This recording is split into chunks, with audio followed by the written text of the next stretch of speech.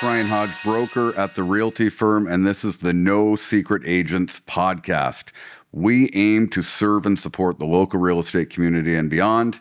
And today I am in Oxford County, and we are doing an interview with Daymond, who's up-and-coming agent, having tremendous success. And Tom, welcome to the No Secret Agent podcast. Thanks for having me, Ryan. Tell us a little bit about your journey into real estate, how you got started, and where you're at today. What got you into the business? We'd love to hear more. So, real estate's been in my family for as long as I can remember. My brother's been a real estate agent for, I think, going on 17 years now.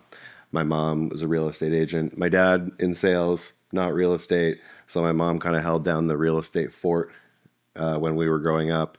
And then her and my brother teamed up when my brother was in his late teens. And I was kind of the only one that didn't pursue real estate up until about 5 or 6 years ago. And then I just decided to kind of join the family ship that was sailing real estate. And it's kind of been a second language to me because I grew up, I grew up learning about clauses, conditions, like lawyers, closings, like all these terms that are new to new agents.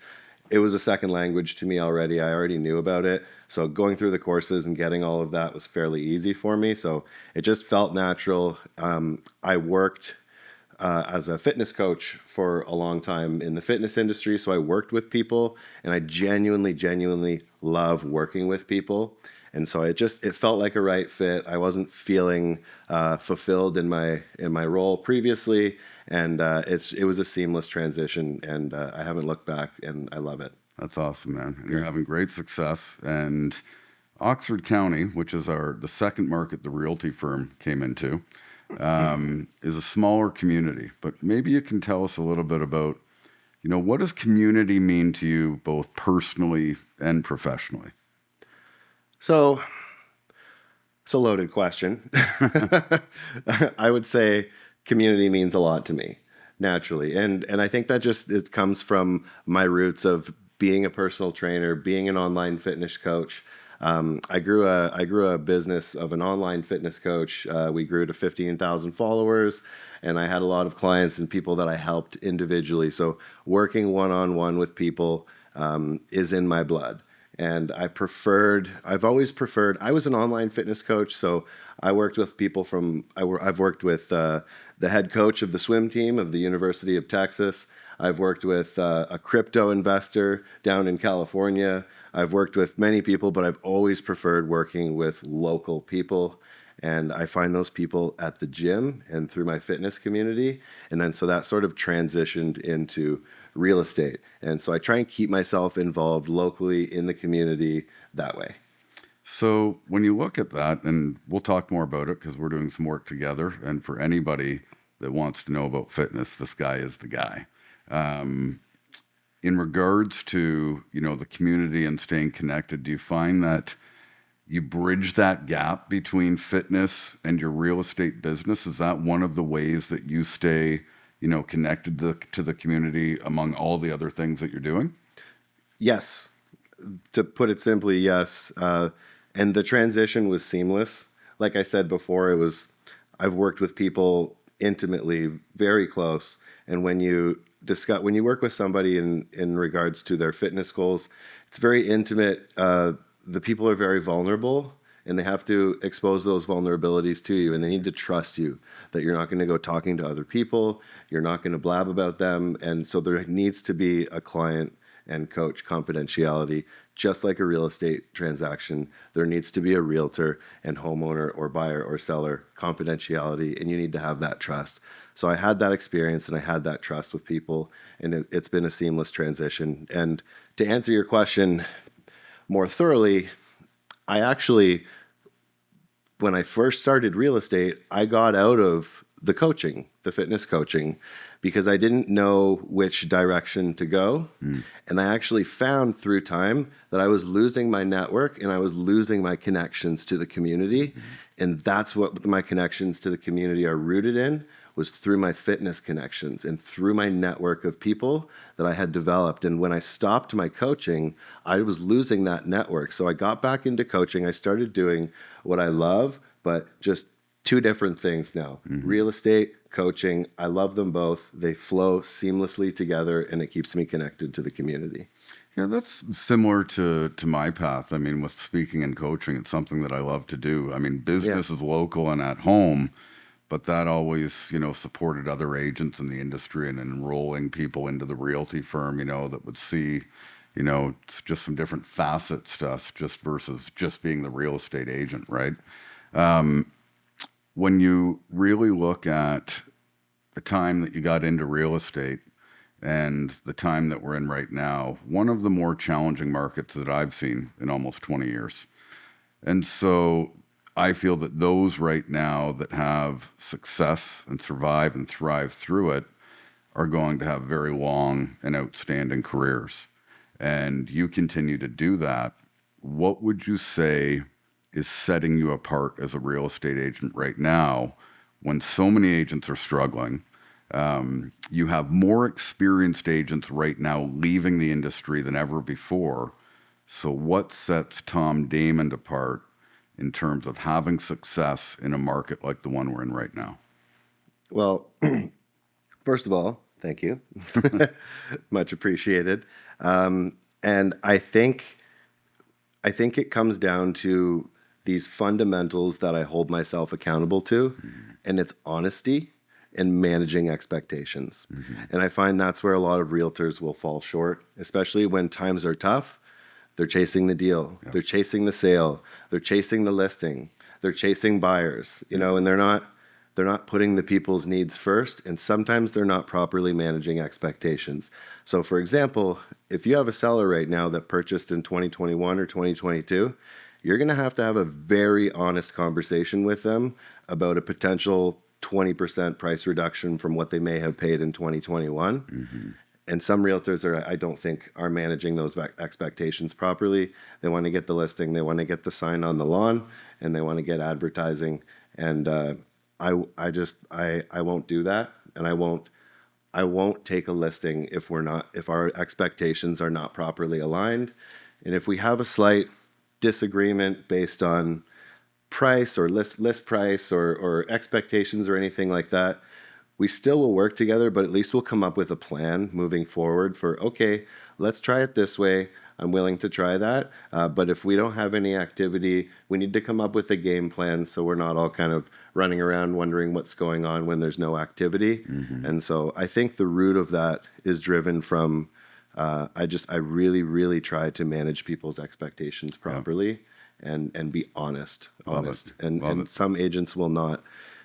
They'll hold back things that they know that the sellers are going to dislike to hear, or that buyers are going to dislike to hear, because they want to work with them. And I make it a point to say the things that people don't want to hear, but the things that they need to hear.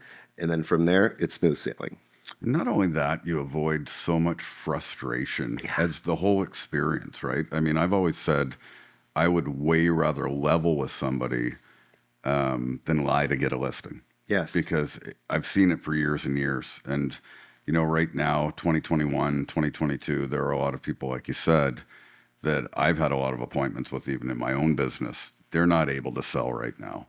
And I would rather explain that, I'm not willing to take the listing. And if they can wait a little bit, then let's see how the market, changes. Or if there's a different approach and they can try it. But like you said, managing those expectations is absolutely critical.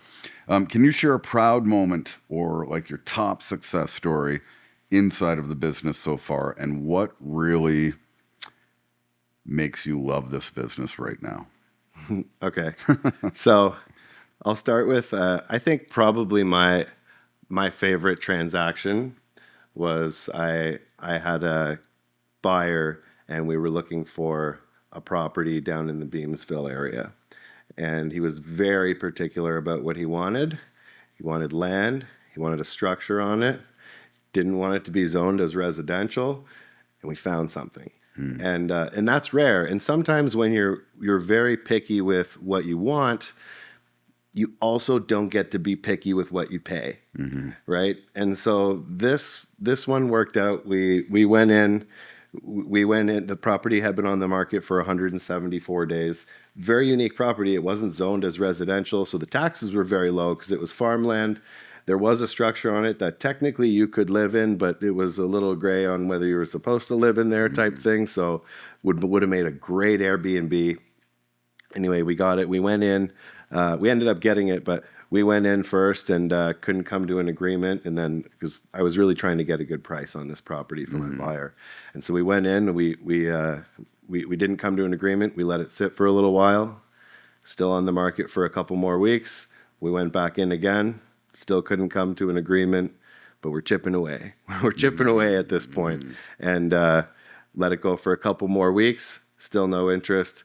We went in for a third time. I think we had them. Nice. We got an amazing price on this property, and my buyer loves it. Absolutely loves it. Awesome. He uses it to hit golf balls with his brother on weekends and park his cars in, and it's so cool. It's a really nice property. That one I think was my favorite. Love it. So some patience was required in that. Patience. Definite patience and a little bit of knowledge and understanding the market too with that one. So if you look at a property that's been on the market for 175 days, there's no rush. Take your time. Go in with an offer. If the seller doesn't like it, you don't have to be too concerned about somebody jumping in. Nobody's jumped in the last 175 days. So knowing that information kind of gives you a little bit of leverage on your plan of attack with making your offer, I think. I fully agree, and I think that there's some great buys in this market, and I still think that there's a lot of sellers that are going to do quite well in this market too. It just depends on the product, and there's always a willing buyer and a willing seller, so it just comes down to finding them. You talk a lot about fitness. Is that your number one for how to stay focused and motivated in this business? I would say fitness is my number one motivator on how to stay sane. To be honest, I was just yesterday, I was at the post office and I had a discussion with the man that worked there, and he says, how do you find the discipline and the motivation? And I said, I don't. I have to, or I'll go crazy. It's so I don't know if but it grounds me. I have a lot of energy. I have a lot of thoughts firing off in this brain of mine, and just like little boys needing to go out for recess, I need my gym time. And when I have it, I'm good and I can focus on business and move forward from there. Love it. Love it. Do you feel that there's a correlation with how people focus on personal development or fitness or things like that and how well they do in business? Absolutely. Absolutely. So through my years of coaching with people, I generally see Type A personalities do very well in business, and those are Type A personalities are tell me what I have to do and let me do it.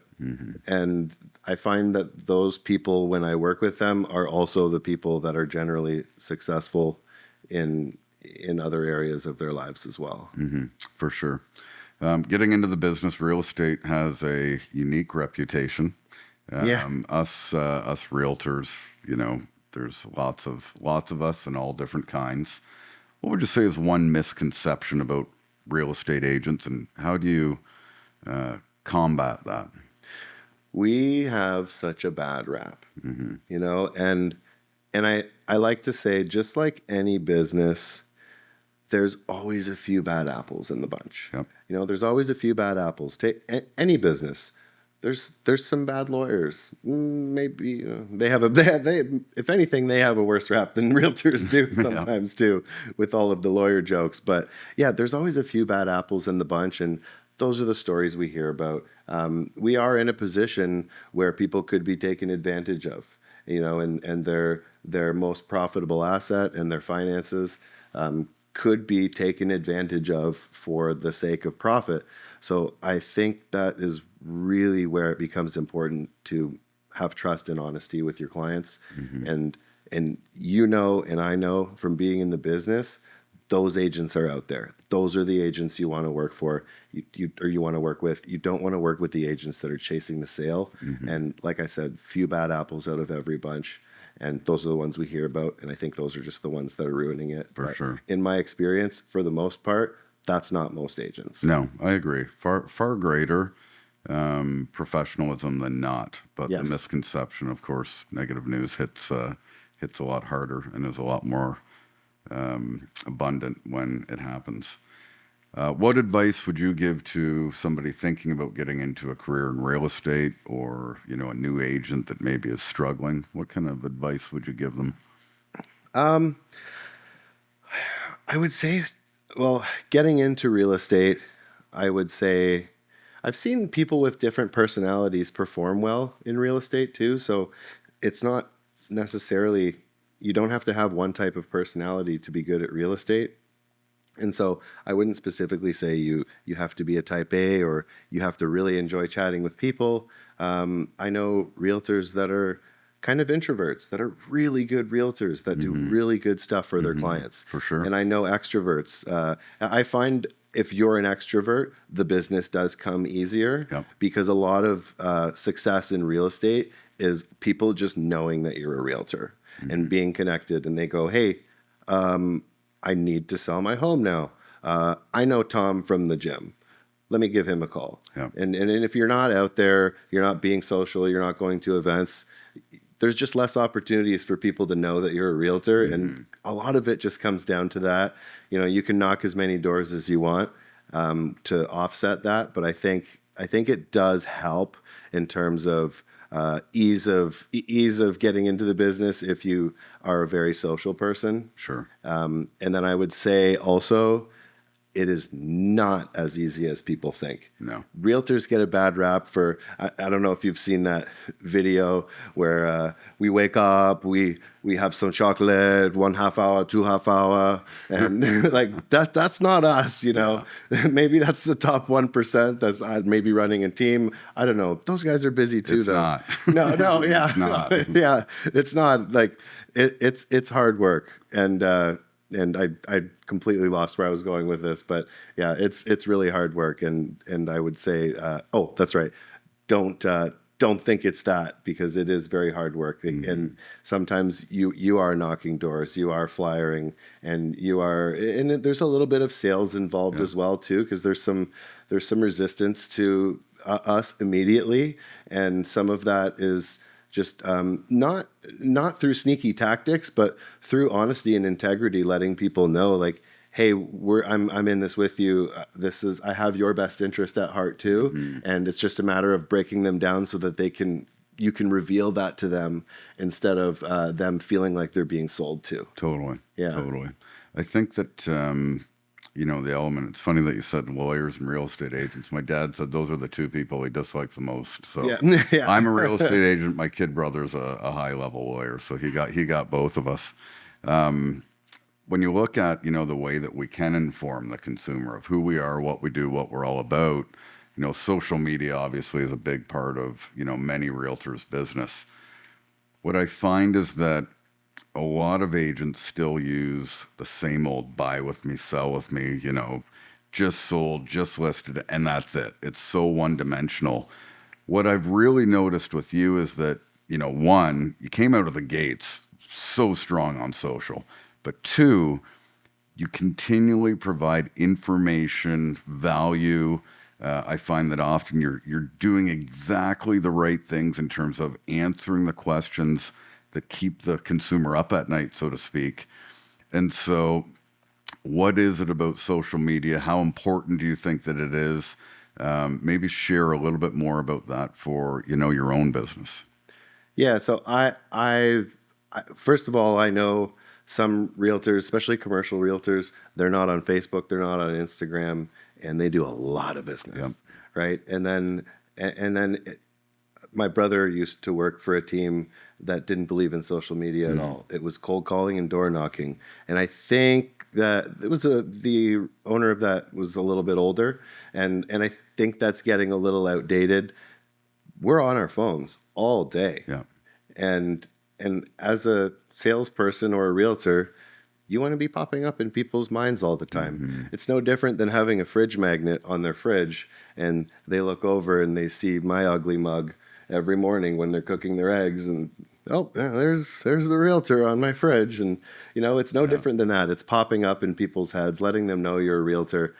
So I try and do that. I have a media company that I work with that helps me make my videos, and I really try to focus on just engaging things, like you said, that people are really interested in. Like, do you have to disclose a death in a property in Ontario? No, but yes, but kind of Sure. conversation for another time. Yeah. But really interesting, engaging topics like that. Mm-hmm. And then if you can make a professional video that grabs people's attention while they're also learning and establishing yourself as a realtor in their minds, I think that's really beneficial. And I don't know if it works other than the fact that it's working for me. And that's all I know. Seems to be working, man. Seems to be Yeah. working. What's in store for you in the remainder of 2025 and beyond? I'd say the remainder of this year is, so we just had the election that finished, and what I saw in the market was a lot of uncertainty. And so we have a lot of buyers right now that are waiting. Yeah. And I'm kind of sitting there as their realtor waiting for them to call me. And when they call me, like, war paint on, go, go, go. Like, we're going to go, we're going to go, we're going to find something, because right now is the time to buy. Rates have gone down, prices have come down, and prices haven't come back up with rates coming down. So it's a really great time to buy right now. I always say if you're buying and selling at the same time, it kind of cancels itself out. So really, as cheesy as it sounds, the right time to buy if you already own real estate, if you're buying it back into the same market, is whenever's right for you. Sure. Right? But if you've been out of the market for a while, or you're a first-time home buyer and you've been a tenant for a while, like, it's a pretty good time to get back in right now. And so I think for the rest of the year, I have a lot of buyers where, like, we're getting close with the war paint, and it's almost on. Like, we're on the ship and we're about to land, and it's close. So I think with the election being over now, rates still being down, and just the uncertainty of the future of Canada maybe being a little bit more certain now that we have a new prime minister and that's all finished, I think we're going to start seeing buyers come out. So I've got a few buyers that have been waiting that I'm anticipating we're going to start looking for houses for them soon. Nice. So staying in the mix with your people. There's been lots of flux with the market, a lot of uncertainty, like you said. I think real estate trades at all times, so it's finding more opportunities than ever before and having to do a lot more work to do so, which is the business that we're in. In terms of the way that you stay motivated for a guy like yourself, that's, this high level fitness and performance coach, family man, real estate agent, what do you lean into for your own motivation, inspiration? Take us through that. Really pumping my tires here. My job, man. Just teeing me up here. I don't know if I necessarily lean into anything. I lean into my health and fitness. I'm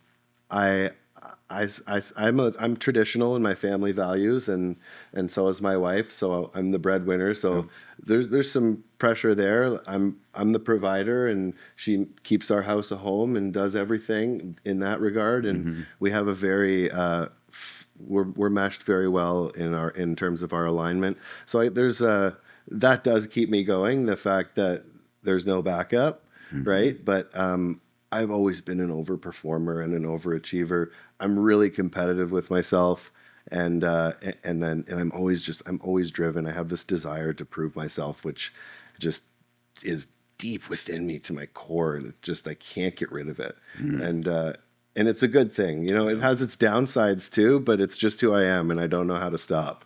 And that's really, it's just, I don't know. I've got a heartbeat that doesn't stop, and driver. I just keep going, and I think that's just who I am. I love it, man. I love it. Well, I've been honored to work with you, in this period of time, and certainly nothing but good things. And I appreciate you sharing insights today. Where can people find you if they want to learn more about real estate, the services that you provide, your fitness and nutrition? Where can people find you? So they can go to my website, tomdaymond.com. Okay. We've got brokerage listings, my listings. We've got home valuation tools on there. So if you are curious what your home is worth, you don't even have to talk to me. You can enter it online there. You can find me on Facebook. I've got my Facebook page. Just search Thomas Daymond. You could personally find me on Facebook, or you can find my real estate page, Tom Daymond Real Estate Agent, on Instagram, at Realtor Tom Daymond.